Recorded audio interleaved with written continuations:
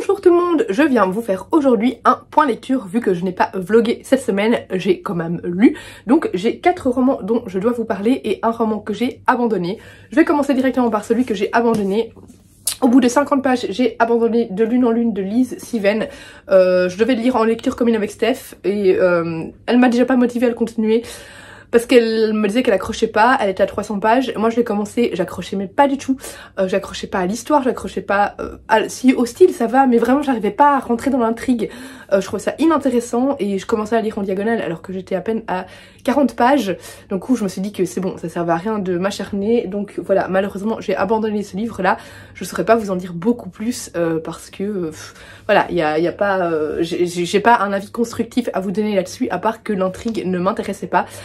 On est dans un monde où les bêtes ont détruit tout le monde, voilà, il y a eu une espèce d'arche de Noé en fait, où les bêtes ont été transformées en gros monstres qui ont détruit énormément et on a quelques survivants qui se regroupent voilà, dans des petits villages. Enfin, il y a une histoire de magie, etc. Bref, c'est assez flou dans ma tête parce que je suis pas allée très loin, mais je sais que les humains survivants espèrent un jour pouvoir retrouver leur monde d'avant. Voilà, ça avait l'air sympa, mais moi j'ai pas accroché. Un livre auquel par contre j'ai complètement accroché, il s'agit de Absolu, Les Mobilisés, donc c'est le tome 1 de Margot Dessen, qui est donc un tome 1, ce que je viens de dire, mais un superbe ouvrage en hardback chez Big Bang, et ça j'ai adoré, c'est très prometteur, j'ai envie de découvrir la suite, mais ce tome 1 clairement n'est pas introductif selon moi, parce qu'il se passe déjà énormément de choses, et on a hâte de découvrir la suite. Un reproche qui arrête d'adresser à ce roman, c'est qu'il y a beaucoup de personnages, c'est vrai, mais quand même je trouve qu'il y a moyen de s'en sortir. Et puis au fur et à mesure des tomes, là déjà dans le tome 1 il y en a plusieurs qui meurent, sans vouloir vous dire qui évidemment pour ne pas spoiler, donc je crois que voilà, les personnages vont petit à petit diminuer dans les tomes suivants, donc on devrait plus ou moins s'en sortir.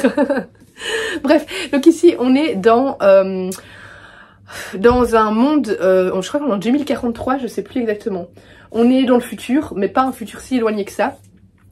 Et en fait, on est dans notre Europe, mais qui a complètement été bouleversée. Il y a des murs qui ont été dressés entre les différents pays.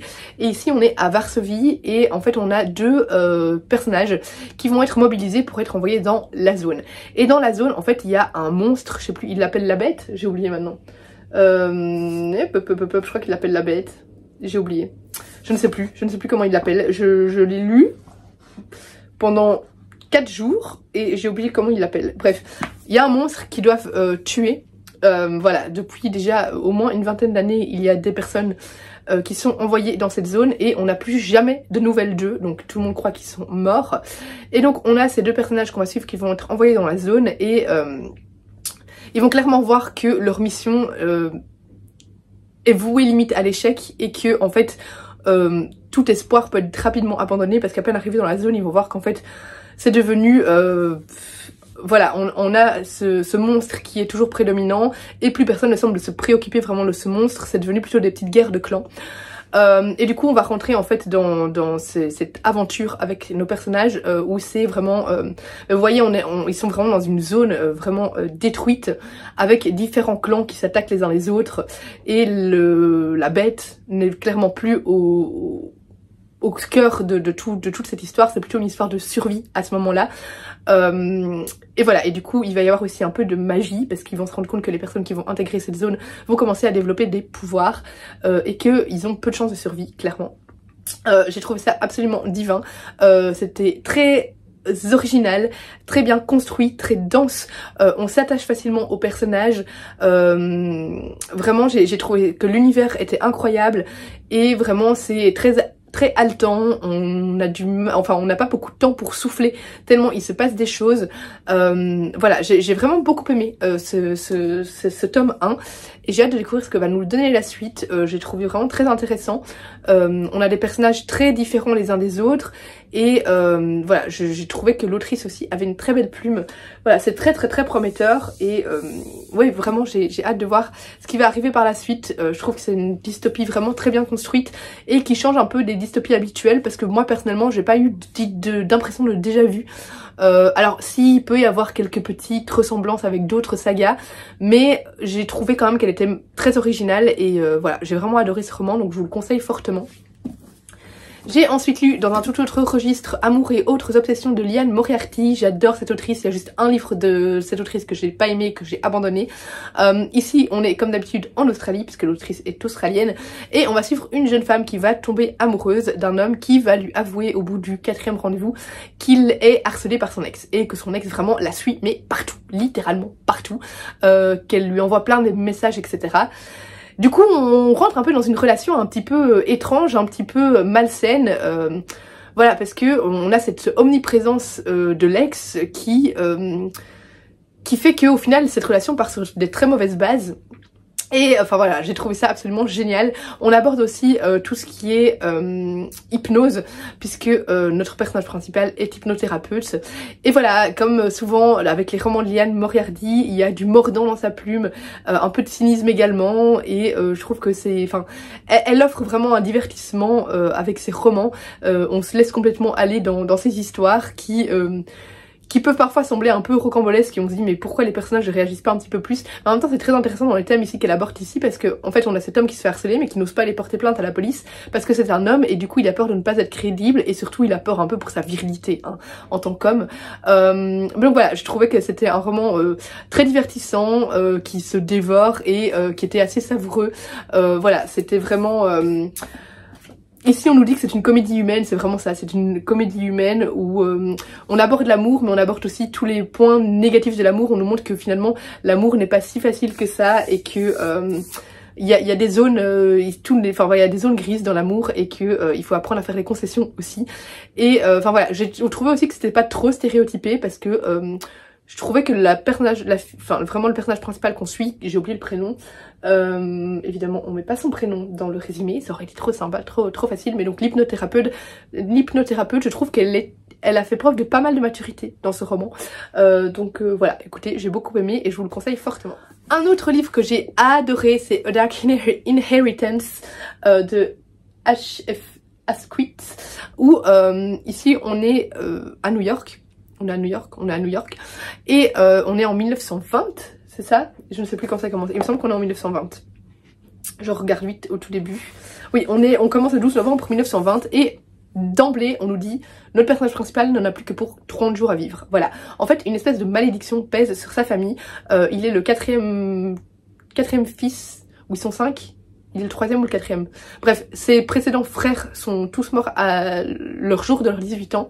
Je sais juste plus si on a 2 ou 3 de grands frères. Et donc lui, il a bientôt 18 ans. Il a 18 ans dans 30 jours. Et donc il sait qu'il va mourir également. Et son petit frère Nick est également voué à mourir. Et donc lui, il aimerait bien trouver une solution et comprendre pourquoi une espèce de malédiction pèse sur sa famille. Et c'est le jour où son père va rentrer à New York après une convalescence suite à la guerre, parce qu'il était soldat durant la guerre 14-18. Il a passé plusieurs mois de convalescence en Europe, je ne sais plus où exactement. Mais du coup il va rentrer et là il va apprendre en fait qu'en effet son père a fait une espèce de pacte avec une société qui touche à tout ce qui est la mort. Et du coup il va, à partir de là vont s'enchaîner pas mal de péripéties. Voilà, j'ai trouvé ça vraiment très sympa. Des personnages de nouveau comme dans Absolu, très intéressant, auquel on s'attache assez facilement. Et ouais, c'était vraiment de nouveau, j'ai trouvé ça original, j'ai trouvé que enfin je me suis pas ennuyée une seule seconde, l'intrigue était vraiment très bien ficelée et tout le long on se demande s'il va réussir à déjouer cette malédiction ou pas. Il y a beaucoup d'action, beaucoup de rebondissements, ça nous tient en haleine du début à la fin. Vraiment c'était un très chouette roman que je conseille fortement, où il y a évidemment une aura un petit peu magique, mais magie funèbre. Vraiment c'est très sombre comme roman, on parle également d'anxiété, ça plombe, c'est vraiment un roman où il n'y a rien de joyeux. Toute l'ambiance est plombante, clairement. Mais voilà, il faut savoir aussi qu'on parle d'anxiété quand on aborde ce roman. D'ailleurs, il y a un petit... dans le prologue, l'autrice parle de l'anxiété, elle prévient. Voilà, il y a une petite note de l'autrice au début qui prévient contre l'anxiété. Mais voilà, j'ai trouvé ça vraiment génial comme intrigue et je m'attendais pas à autant aimer. Voilà, ici l'autrice dans les remerciements, elle dit: on y parle de peur, de chagrin, de souffrance sous de multiples formes. Mais l'ouvrage est avant tout et délibérément porteur d'un message d'espoir, et c'est tout à fait ça. Donc voilà, les thèmes sont lourds, mais c'était un roman de très grande qualité. Je dis l'autrice, je sais même pas si c'est une femme, je ne sais pas. Je pense que oui, et je ne peux pas l'assurer. Donc l'auteur ou l'autrice... oui, une autrice britannique, voilà.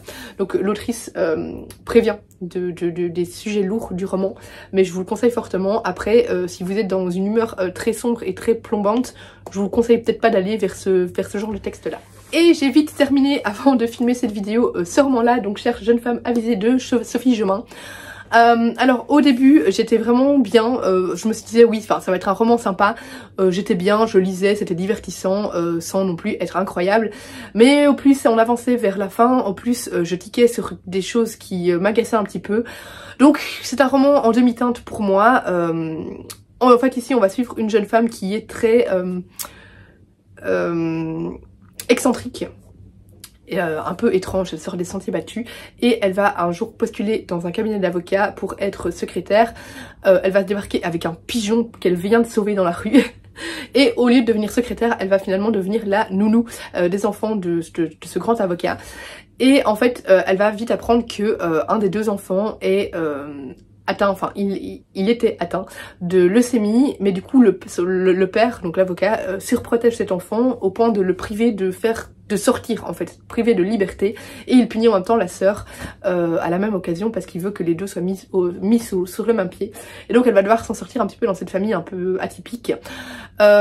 Évidemment c'est couru d'avance, il y a tellement de clichés dès le départ, on sait qu'ils vont finir ensemble, enfin voilà, c'est tellement...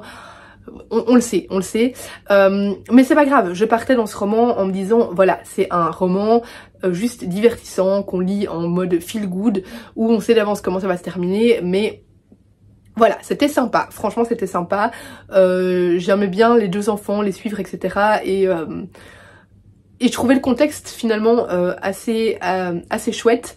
Même si de nouveau on part dans cet homme très riche et elle qui est engagée comme nounou, etc. Bon voilà, nouveau cliché. Mais voilà, par contre vers la fin ça a pêché pour moi parce que...